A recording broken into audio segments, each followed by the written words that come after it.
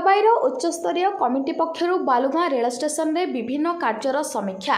रेलवाईर सर्वभारतीय स्तरीय passenger amenities committee आज Balugaon rail station आसी यात्री मानकर समस्त सुविधा संपर्क में जांच करथिले।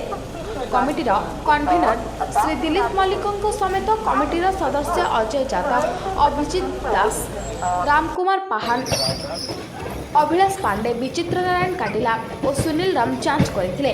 खोर्धा डिविजन एडीआरएम श्री कल्याण पट्टनायक, वरिष्ठ डिविजनल वाणिज्य अधिकारी अमितेश आनंद सह अनेक विभागीय अधिकारी माने उपस्थित थिले।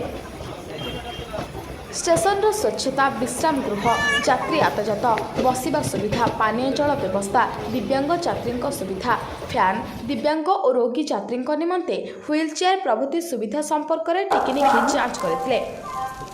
एतद्व्यतीत उपस्थित यात्री स्थानीय जनसाधारण आलोचना करने सह विभिन्न अभियोग शुणाणी करथिले। चिल्कार और रंजित सुबुदी का रिपोर्ट न्यूज 19 ओडिया।